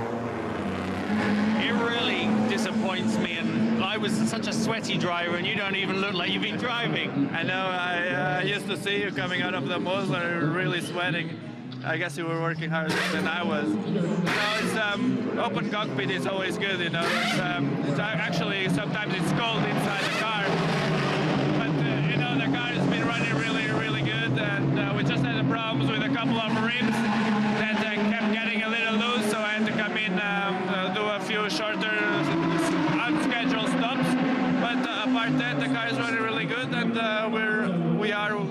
I think we hope to be, which is like really close to the first petrol car. So I think it's going really good so far. Well, you speak great English now, Joao, thanks to me. What I want to do is, for the viewers at home, put into perspective. You're driving down the Mulsanne Straight with nothing but the stars up and above you. Describe what that feels like. Well, it feels awesome. I love to drive at night here at Le Mans. But I think there's a big issue here at night, because when you go around at 3 o'clock in the morning, you smell barbecue and you get really hungry. And I think they should stop that, because otherwise they should invite the whole team to go and eat the barbecue, but it gets really hungry out there. Well, yeah, well, that's better than when I was doing it, because we used to have the fairground out there and I could smell weed, so that was a whole different kind of craving. Anyway, listen, Joao, you're going to get back in later. One question before you do that, before you go. The windscreen, you had to change the windscreen, the little lip in front of the steering wheel for you. Is that just to deflect the air away from head vibration? Yeah, and the other one was a shorter one, and you get a lot of buffering in your head, and after a while it gets tiring, also because of the noise. But you know, if you put a taller one, then everything is fine. It's just driving around and hope for the best. Fabulous. Well, we're following your progress, and go and get 5 minutes sleep. Yeah, sure. I'm going to try that. It's not easy. Bye.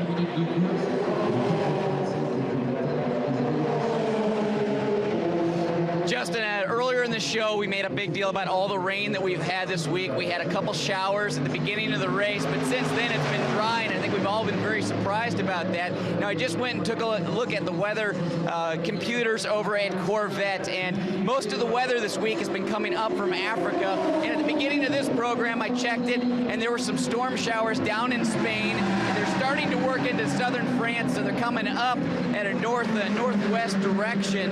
Now, the happy thing here, good thing for you and I, Justin, down on pit lane, is it looks like we're going to have a dry stint here as we're finishing up, but it looks like Brian Till and Andrew Marriott might be getting wet, so I would say probably in the next few hours it might be getting wet here again at Le Mans. Well, Chris, you know what? An email come in from Paul Monson, St. Petersburg, Florida. He asked, any teams have a meteorologist on staff to predict the weather during the race? You just kind of answered that. You're our meteorologist, and yes, they do actually, Paul. There's an airport right across from us, and they're constantly checking those sort of things. It could be wet come daylight. And that was Chris Neville angling for a job as the weatherman at the local Phoenix affiliate. Drama's down here. What's going on? This is the Orica Saline. Got the whole back off it, don't they? And it looks a bit frantic right now. I don't know what that was. That I just saw. Okay, they're going to bring the car in the garage. They're putting the casters under there. All right, it's the 55. Yeah, it's definitely going back in the garage. You know when you drop a breadcrumb on the floor and all the ants leap over it? Well, that was the little French version. They took the rear lid off, and with the Orica team is so efficient, they flew back in the garage. It's rather weird. They got a guy under the car right now, and at the front, and he's checking underneath. I think that's just standard procedure, actually. But they're working on the left rear suspension as well as right at the front of the engine bay. I can't get any closer, but Hugh de Schoenack looked just like he was under a stressful moment. So it's written all over his face. I know that wasn't according to plan. Stefan Ortelli in the car, and you know he's just a spectacular driver, and he's staying in. Meanwhile, let's go back to it, Dorsey. Remember what we talked about? They're cleaning the whole car with such practiced efficiency, while everything else, the rest of the guys are dealing with the real issue at the back. So we're going to have to get an update on this when they finally let us further back. It's a good shot of how much oil is all over the front of that car, because you get behind these cars leaking oil, gearboxes are leaking, so forth, and you can see it streaked all the way up the front of the hood there. They're cleaning the headlights. Well, the windshield gets covered with that stuff too, and you don't dare turn on a windshield wiper when it's full of oil like that, or you have a big mess. Stefan Ortelli has endured the highs and lows at Le Mans. He won. He stood right there in 1998 with Allan McNish, but he's also seen plenty escape his grasp. Keep sending the emails in.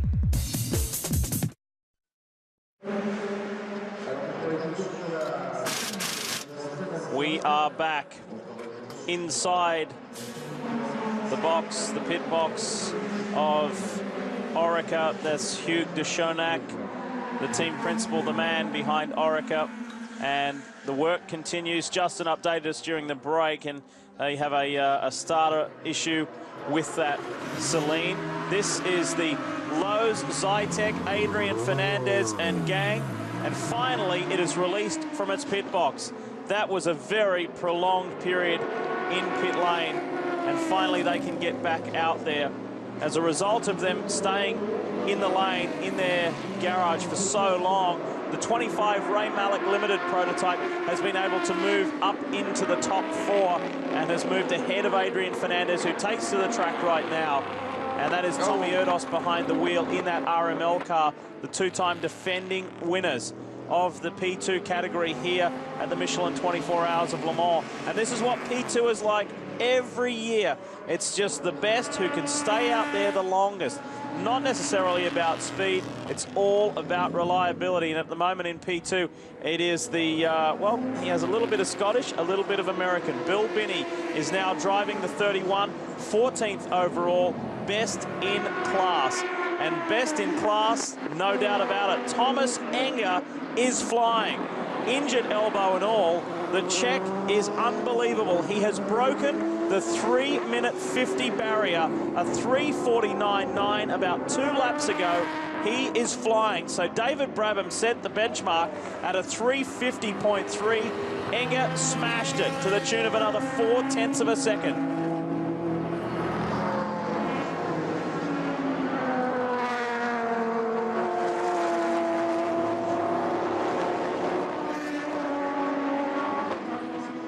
It's getting that time of day, isn't it? Look at all the teams now catching the snooze where they can.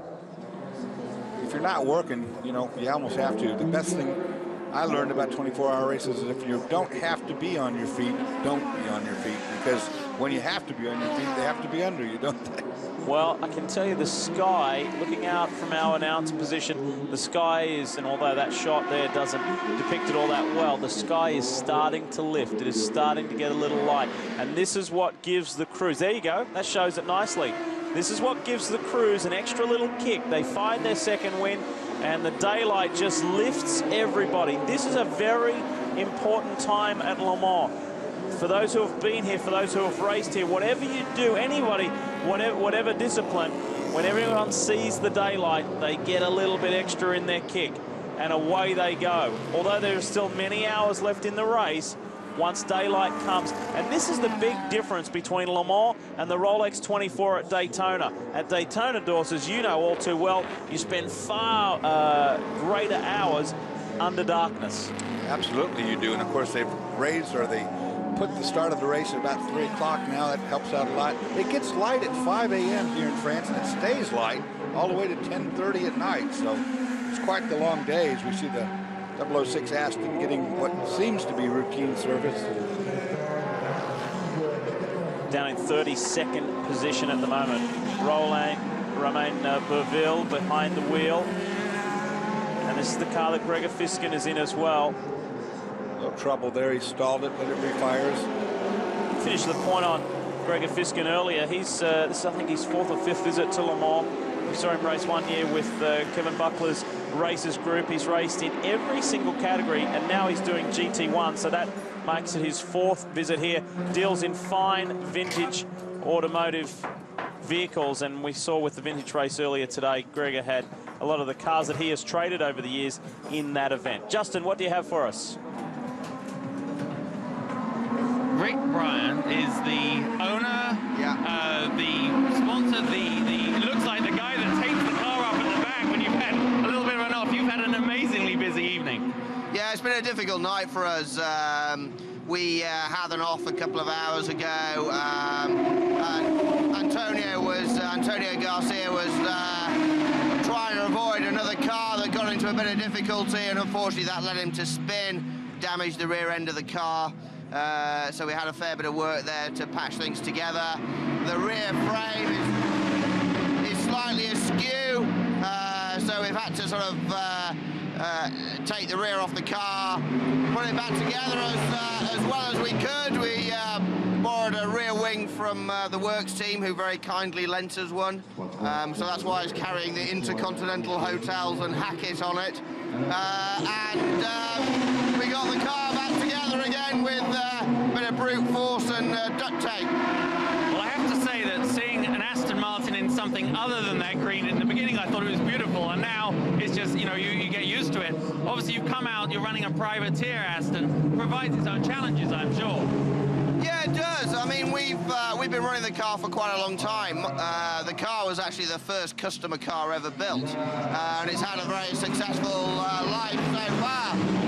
We were fourth here in GT1 last year. We've had a number of wins around on the Le Mans Series and FIA circuits. We're in Sebring earlier in the year to start the season off. So yeah, it's interesting challenges, and we've done things a little bit different to the works team. Well, and the other thing I think is going to be of interest to everyone back at home in the States is that we could be seeing you out there again at the end of the year, which is obviously, you know, what everyone watching this loves your car, so, you know, they'd like to see you there. Yeah, well, we had great fun out in Sebring, and would potentially even consider moving the team out to the USA to do the American Le Mans Series. If we can find the right sponsorship partners, then we'd be delighted to do that. There's an opportunity to race again at the end of the year. The final Le Mans Series race is the Mil Mijas at Interlagos in Brazil. And we could come over and do Petit Le Mans and possibly Laguna Seca on the way down there. So, yeah, we'd like to come back to the USA. Well, fabulous. Well, you know, everyone's keeping a close eye on you. It's nice to see, you know, the privateer take on the factory. You just keep going the way you're going, and you'll have a great race. And Rick, we'll see you out in the States, I hope. Thank you very much. Thanks, Justin. Thank you. Well, yesterday when we saw teams having to deal with that rain that was coming on and off, we did some talking about intermediate tires and full wet tires. And just to actually show you what we were talking about, this right here is that intermediate tire that we were talking about. Grooves are a little bit further spread apart. They're a little bit shallower cut in the tire. This is meant, you know, for when you've got damp conditions, not a lot of rain on the road. This tire still pumps quite a bit of water, but you've definitely got more rubber on the road. Now, when you move over to the full wet tire, this is a much softer compound. We see a lot deeper grooves in the tire, more grooves in the tire. This thing really pumps gallons of water by the second. And now an interesting piece that we read from Michelin earlier this week is because of the amount of rain that we've had in a short period of time, Michelin has actually made more cuts, and they'll do it by hand to this full wet tire. They will actually put more grooves in the tire to try and pump more water on the racetrack.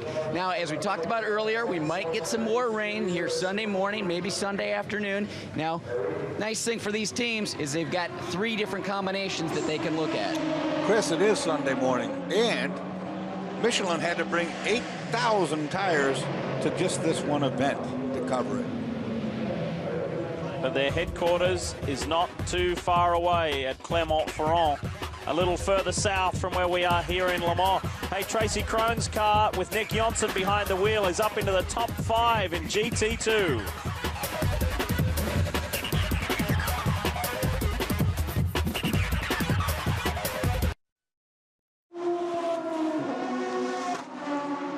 Friday night, under the lights, the Beast heads to the Milwaukee Mile in the NASCAR Craftsman Truck Series. This will be great. It's edge of your seat, thrill ride stuff. The NASCAR Craftsman Truck Series live from Milwaukee, Friday night at 8:30 Eastern, only on Speed, as always. We're back. This is the car I was telling you about as we went to the break. It's the 99 Krohn Racing with Risi Competizione Ferrari 430. Nick Johnson, Tracy Krohn, Colin Braun. They're in the top 5 in class. What a moment it would be if they could get a podium and Colin Braun, in his first appearance at Le Mans, could stand on the GT2 class podium. That would be magnificent. You just saw a quick flash away to the 76 IMSA Performance, Matt Porsche, Raymond Narek, Richard Leitz, and American Pat Long. We've got American Le Mans Series drivers spread all over the place here, and a lot of them are in very prominent positions, Dors. Yeah, they've got a good team. There it is, the car, the IMSA Performance car. Pat Long, of course, driving in that team, for that team. Looks like they're doing a brake pad change right front. Saw a brake pad just come out. That will be scheduled. And we heaped a bunch of praise on Allan McNish earlier for setting that blistering time of a 3:27.2. Well, Marco Werner has almost matched his Audi teammate with a 3:27.7. So, superb performance from these Audi guys, and Werner is sent again. It's incredible speed that they're showing with the kind of lead they have. I mean, you heard McNish talking about it earlier, that they really, really want to put it on them. They're going to try to extend their lead as much as they can. The Reese guys going to work here. There's the brake pad tool. You see that big, it squeezes. And those brake pads are very thin. You can see them right there laying on the ground as he's taking them out. They were pretty worn out. Well, we remember that thrilling finish at the Mobil 1 12 Hours of Sebring, and it all came down to a thrilling finish between the Reese Ferrari and the Porsche of Jörg Bergmeister for Flying Lizard. Because of brake dramas with the Reese car, they worked very hard to get on top of that. This is the 24, the Liz Halliday prototype. This is the Noel Del Bello Courage AER. It has spent an exaggerated period of time on pit road. It took them from a very prominent position. That is Liz Halliday behind the wheel right now. She has experience. She has pretty decent results here at Le Mans. In prototype, she's thrilled to be back. And away she goes. Was scheduled to be in the Team Modena Aston Martin. That kind of took a turn for the worse. And she found herself here in the Del Bello P2 prototype. We wish her well on this stint. And things getting lighter and brighter by the minute here at Circuit de la Sarthe, Le Mans, France. All you vampires better be headed back home. Daytime not too far away.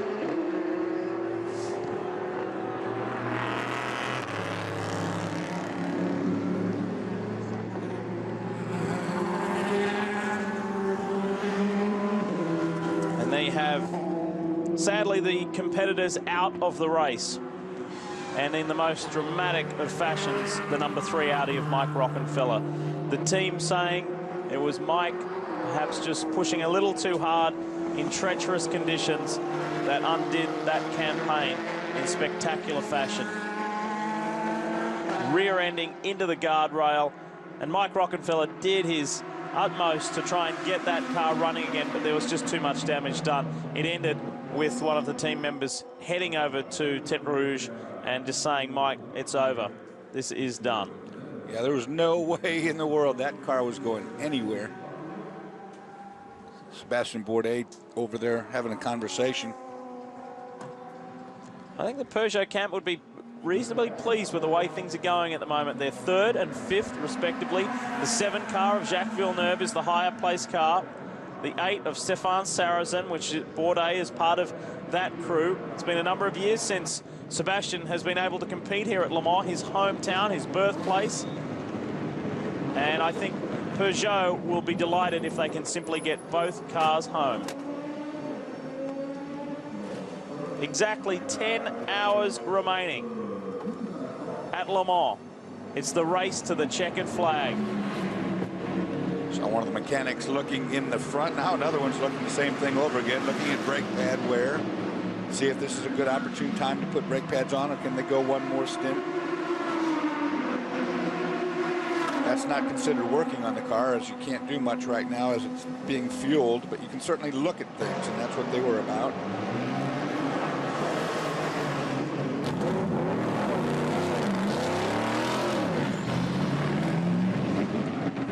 For those of you just tuning in, welcome to Speeds Live and continuing coverage of the 75th running of the Michelin 24 Hours of Le Mans. It has been an eventful race like it is each and every year. Weather has been a big talking point. We're glad you can be with us. Leigh Diffey, Dorsey Schroeder with you. Down on pit road, it's Chris Neville and Justin Bell. We're about to cycle through. We change just like the drivers do. Greg Creamer and Calvin Fish standing by. We've also got Brian Till and Andrew Marriott on board as well. We've thoroughly enjoyed what we've seen so far, and we are not going anywhere We're with you right through to the checkered flag and beyond. This is our 13.5-hour chunk of live coverage. We're bringing you 17.5 in total. And boy, there's some weary, tired people on pit lane. Some teams have experienced more hardships than others, but that's what endurance sports car racing is all about. If you've literally just tuned on, Allan McNish for Audi Sport North America is the race leader, and a convincing leader to the tune of 2 laps over fellow Audi Sport North America driver Marco Werner, and Jacques Villeneuve is currently 3rd. The best Pescarolo is Romain Dumas. There's only one Works Pescarolo remaining in this race, and then Stefan Johansson in the 2nd Peugeot. The number 8 machine is 5th overall. Tomas Enge leads GT1 for the Works Aston Martin team. Bill Binney, one of the American entries, leads P2.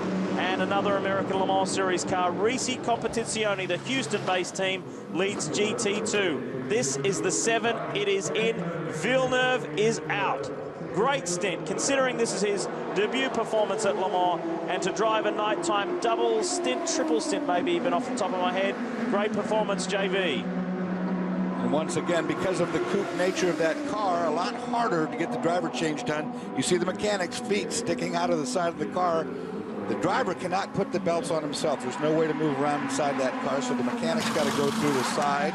He's going to have to buckle all the belts, hook up the hoses, cooling hoses, drink tubes, all the electrical for the helmet. It's not as easy as it would sound to be, but I've done it before myself, and I tell you, it's a difficult situation. Justin. Yeah, it's a little hot back here, and there's a reason for that, and it's not just obviously the atmosphere of Le Mans. When we're out the front of the pits, you've probably seen us getting pushed out of the way by every team member running at 100 miles an hour, coming through with the tires. Well, that's because they're hot. And if you get in here, there's a big heater. Of course, all the tires have just been put on this modern car, but the temperature's about 180 degrees Fahrenheit, centigrade in there, Fahrenheit. And I almost feel I should put my speedos on. There's a real important point why they do this. Remember that, especially in the wet, imagine how fabulous that would be, guys. You know, and Dorsey can especially relate to this. You're out there, you're going out in a very tricky track conditions, and your tires are already at almost operating temperature. With slick tires, it becomes even, you know, kind of more important for the Peugeots and the Audis when they're in this head-to-head battle. So even the private teams are out the back here with these ovens. So, you know what, guys? I mean, we're not allowed to run them in Grand Am. We're not allowed to run them in a lot of race series. But here they obviously are. So that's why they run through hot tires. Christian Fittipaldi just walking past us. He's casually dressed, and would like to try and grab him later on. Ironically, tire warmers are illegal. You can't have tire warmers, but tire ovens are not. Go figure. So, Justin, was it Celsius or Fahrenheit? That would be Fahrenheit. Otherwise, they'd be melting. Well, he couldn't hear us because he was busy grabbing Christian Fittipaldi. Let's hear from the Brazilian now. Yeah, I'm glad you casually dressed, Christian. Yeah, it's been a very long night for us. Unfortunately, we had a damper break at 5-6 hours into the race, and that cost us about 12 minutes. And that really got us out of the running. We were running at that point P3, P4 all the time. Then after that, we had a small incident where a car spun in front of like Antonio, and then he couldn't avoid it, and then we had to change like the rear end. But pretty much being a GT1 class where these cars don't break, our race was over when we broke our front damper. Well, I'm glad to hear you sounding quite so enthusiastic, but we're at Mid-Ohio next weekend, so it'll all get better. No, for sure. I'm flying back on Monday, going to Mid-Ohio next week. It's another race. Let's see what we can do over there. I'm very happy. My car in America is running very good. But over here, I'm a little bit disappointed because we definitely had a shot at it. And it's just going to be a long 10 hours until the end of the race, but we'll see what we can get out of it. Well, you got lots of fans watching you, so think about that. Thank you, Christian. Well, for the folks at home that don't know what a front damper is, that is another name for a shock absorber, and that's what broke. Jos Menton is behind the wheel of Christian's 59 Team Modena Aston Martin. They're 30th overall and something, a quick guess, about 10th in class. Hey, when we come back, it's Greg Creamer, Calvin Fish taking over. We'll see you in a few hours.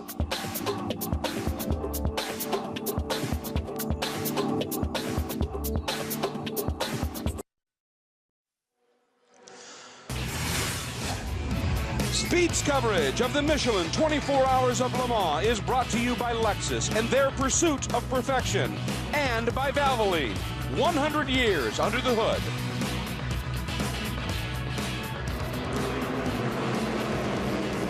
Welcome back to Speed's live coverage of the 75th running of the Michelin 24 Hours of Le Mans. Greg Creamer now up in the booth along with Calvin Fish, and great to be back with you. And as you can see there, a hint of something other than dark starting to make its way into the sky, and we're very happy to see that. And it's not hidden by any clouds, which continues to amaze and impress. Big surprise. I mean, as we said earlier in the show, since we got here, it's been raining all week.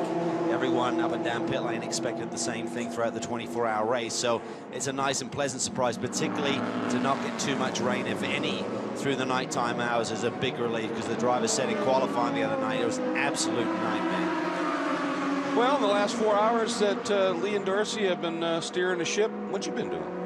Listening to them for a couple of hours. I did get a nap for about an hour there, and a couple of cups of tea with plenty of sugar to get back on the air, so I'm ready to go. That's that buzz that I hear in the background. I thought it was electronics, but it's just Cal who's wired and ready to go. As we all are, and it's obviously taking you right to the finish here, and it's going to be absolutely exciting. Another guy who is pumped is Bryant Till, because there's action in front of him. And because I had a nap as well, guys. Right now, Jamie Mello in the number 97 Risi Competizione Ferrari has come in. This is your GT2 leader by 2 laps over the second place car. Right now, they're going to do routine maintenance, and then they're going to jack this car up, take the tires off. But before they put front tires on, they will do a brake pad change. Now, this is something that in endurance racing is very common. And Calvin can talk a little bit more about why it will be front brake pads only once they finish this stop. But what you'll see is the front tires will come off. The mechanic will reach in. And now these calipers very, very hot. They'll reach in with a pair of almost looks like pliers to hold back the pads that are there, the brake pads. They'll move them back out of the way, knock the old brake pads out of the way, and they'll put new ones in. Now these brake pads, very, very hot, well over 1,000 degrees when they come in. Push the pistons back out of the way so they can get the new pads in. They need this tool to push the pistons back so that they can get the new brake pads in, because the new pads will be much thicker than the ones that just came out, because the ones that just came out obviously are very worn. You can tell that the mechanic has gotten the pads, the new pads in. Pistons were put back. He'll put the clips back on, those retaining clips. Very, very important. They keep the brake pads held into place. You can tell this is not very long. Trust me, if you take your Ferrari to the dealership, it'll take longer than this to do a brake job. Right now, the guys at Risi have the Ferrari service, tires, fuel, and a brake pad change. The key there is the coordination between the mechanics on both sides. You see mistakes in the past where the pads come out, and then suddenly if the driver puts his foot on the brake pedal, he can pop the pistons out of those calipers, so they have to do it together. So when they push the pistons back, if you push them back on one side without the other side being held either by the pads or that piece of equipment, you're just going to simply transfer the fluid across the car to the other side and push the pistons out. So the mechanics have to work together. Brian mentioned it's front pads. What you get in a race car, you get a lot of weight transfer towards the front. The wheels that are loaded are going to take the heaviest braking forces, hence the fronts were out before the rears. And typically here at Le Mans, predominantly right-hand turns will be the left front. In fact, would be the thinner pad. If you were to check those pads right now, I'm sure the left front would be thinner than the right. Now, on these first few lap corners, or maybe even first couple of laps after a change like that, have to be pretty cognizant of being careful and bedding them in, or is it pretty much set? Do they use a pre-bedded pad? They use a pre-bedded pad. I mean, the technology's just come so far now, it really doesn't take much, but you got to really maybe adjust the brake bars. You're going to have a different bite in the front to the rear, so it'll be a bit of a change for the driver to get used to that. That is something that they can change within the cockpit. There's a dial inside the cockpit will actually shift the amount of brake pressure in comparison between the front and the rear. So we'll have to spend a couple of laps here just dialing that in. And the most important thing is if a new driver gets in the car, that is set and not takes him by surprise. In fact, some race cars that I've actually driven in the past, sports cars, they actually have an indicator on the dash because a certain driver may like more brake bias one way or the other. So when you jump in, you can see exactly what that brake setting is. We watched the number 100 Aston Martin come in. We saw a couple of shots of the 63 Vet making a change, but other than this moment earlier in the race, this number 97 Risi car has been absolutely flawless, but this was of concern. That is not the new Risi AC system that they've got in place there. It's a quick fix. The door just has a couple of pins. There is an electrical connector, which I'm not sure what that actually does, unless the side view mirrors are electronically operated by the driver. There was some connection that had to be made there within the door jamb, but it was a pretty quick fix, and he's back underway. That was much earlier in the event today. And this is the 100 Aston Martin. Fabio Babini behind the wheel of that right now, and there's some interesting number sequences that are going on with the cars. You got the 007, 009, obviously, and that's the 00 of Bond, but the 100 has some interesting meaning to it. We'll get to that in a second. We're going to watch right now as Allan McNish brings the overall leading Audi R10 TDI, and it looks like it's going to be tires, fuel, and McNish again. Brian? You called it, Greg. McNish stays in the car. Under these weather conditions, it's so easy to do. It's so cool down here, about 55 degrees. We're all wearing jackets down here, even the crew members when they're sitting around the garage wearing jackets. They will take tires, and they will be sticker tires. Wouldn't be surprised to see them run scuffs right now. They will have scuffed in some tires during practice, just to make sure to get some of this, what they call mold release off. It makes the tire a little more grippy when it's cold. But right now, McNish is going to be back underway out on sticker tires. He's going to have to be careful. They alluded to it earlier. These cold temperatures, it's going to take the race tires a while to get up to temperature, and before so, they'll be quite slick. There's one thing we're seeing here this year. The drivers are doing quadruple stints, but the tires are doing doubles. Now, in the past, we've seen the Michelins actually do up to a quadruple stint, which is quite remarkable, but this R10 chassis is a lot harder on the tires than the R8 that won here a couple of years ago and several years before that, in fact. And the 009 is in second in the GT1 class, and this too, I don't think that was a driver change, was it? They were just doing something in the cockpit. It may have been a drink bottle or something to assist David Brabham, who currently sits in the car. Running second in class to the sister car driven by Tomas Enge right now, so a great battle within the Aston Martin ranks. David Brabham looking for his first win. Comes so close, second overall in 2003 with the Bentley. He'd love to get a class victory here this weekend. And take a look at the manufacturer standings in the classes. P1, Audi, Peugeot, Pescarolo, Peugeot. Here is P2, Lola in front of Courage and Zytek. Take a look at GT1. It's Aston Martins and Corvettes occupying the top 5. And in GT2, it's now a Ferrari 1-2 with the Porsche slipping to third.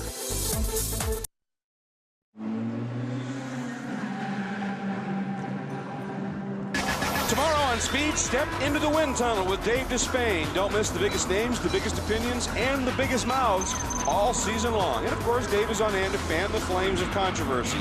That's Wind Tunnel with Dave Despain tomorrow at 9 Eastern, live on Speed. Welcome back, everybody. 225 laps complete, working 226 for our lead Audi. Getting a good look at the Saulnier Racing entry and the driver on board that is making a bit of a stop. That is the number 35 at this stage, and again, that's Bruce Joannet, Jacques Nicolet, and Alan Philo are the 3 drivers on board that car. Nice quick stop. They are back and underway, and I teed this up, but you never got to get out the driver and take a whack at it. The 100 on the Italian Aston Martin has some significance. 100th birthday for Pirelli, and as you mentioned, Greg, a lot of numbers here this year. 75th running of Le Mans, 25 years for Courage, and Flola had been one more year they could have joined too. They're at 49.50 next year, so lots going on here this year. Absolutely. This event has been around so long that history, pretty much every year you run it nowadays. Another mark is set, another special moment occurs, and the like at this stage. And we want to get it back down to pit lane to Brian Till. Brian, what you got for us? Hey, Greg, you know, we were talking about that brake pad change and some of the tools that the mechanics use. Well, I'll show you some of the tools that we're using down in pit lane, which are actually kind of cool. I've got this thing in my hand. It's called Kangaroo TV. Now, they use it in NASCAR and they use it in Formula One. It started in Champ Car, but I've got a picture of, this is the world feed right now. And that's all well and good, so I can see pictures. But what really works for us is to go to this stats page, and it gives me timing and scoring. In red there, I've got the P1 class. I can scroll back through. There's my GT2 class. There's my GT1 class timing and scoring. I got best lap, last lap, how many laps ahead, and I can scroll through, figure out exactly where everybody's running. So, yeah, the tools are important for the mechanics, but I like this one too. Of course, the only problem is the strap's not long enough. My arms are too short. I can't read all these little words on here. You got the readers tucked inside. That's the problem. I understand. That is a very, very cool little tool. We've been enjoying it as well. Been able to take it back when we're off air, back to the compound, and keep track of things. Quick shot of Adrian Newey right there. Looks like he might be getting on board here. So, yeah, this is our world feed. Some great stuff once again from the folks at Interface, and just doing a little bit of sights and sounds of what's occurred throughout the course of the evening and night here at the Circuit de la Sarthe. Again, our thanks to Interface for providing the host coverage right now on that Kangaroo TV. As I said, we've been able to use it, and I believe you can, if you go to Nextel, there's a link for Nextel on their website that you can get some information about that, and you're going to be attending some races, as Brian said, Nextel Cup, or certainly F1 races running at Indianapolis this weekend and the like. That's all happening right there. And J.J. Yaley on the pole, so good run there. That's a shocker, which is great for him. I thought Brian was just smart. I didn't realize he had all those cheetah materials down there in pit lane. Yeah. But one thing I did notice, we were just about, I was about to talk about it, and we had a little change, but it showed up great on that stats page, is that the number 63 did make the stop, and O'Connell is now took over from Magnussen. We've got a wheel that's over there down in the gravel trap. Meanwhile, here comes the number 8 Peugeot. Andrew? Yes, I am here, and the Peugeot is going to have, you see, you've got me saying it now, Peugeot rather than Peugeot. Sebastian Bourdais has climbed aboard, and they're going to change the tyres, so this is one of these slightly longer stops. Everything else seems in good order. And the fuel is going in. This diesel, this Shell diesel which goes in, is actually synthetic diesel. It's not made from oil, actually made from natural gas. And just at the left rear, the tyre changer showing his tiredness, I think, had a bit of a problem getting the rear wheel off, which has now gone running down the pit lane and into me. And so this, I have to say, this little pit stop here looks a little bit ragged. But the car is now going to come off the jack, and we'll be leaving in a moment. There it fires up. You can hardly hear it, just so quiet, and it's away. Well, Stefan Sarazan certainly laid down some great laps there. The first time we're seeing the Peugeots under the 3:30 mark in this event, certainly in pre-test and qualifying there a lot faster than that, but 3:29.6 was Stefan Sarazan's fastest lap when they got Sebastian Bourdais. And one thing that the drivers say they don't get into, but will certainly happen, is when you see one of your teammates lay down a fast lap, you certainly want to go out there and be in the same ballpark. So Sebastian Bourdais, light is coming up.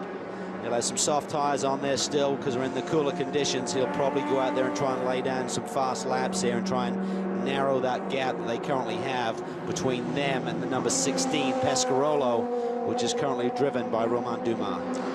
And I mean, really throughout the night, they've continued to tweak on that car aerodynamically. They've made rear deck changes, they've made louver changes, they've done an awful lot of stuff to try and find the grip that that car had, and that's really been the issue, hasn't it? It has. I mean, Sebastian seemed quite frustrated when he got out of the car in the middle of the night, and he kind of wears his heart on his sleeve. You know when Sebastian's happy and when he's not, and he looked pretty frustrated and upset that the car was not performing as he had hoped.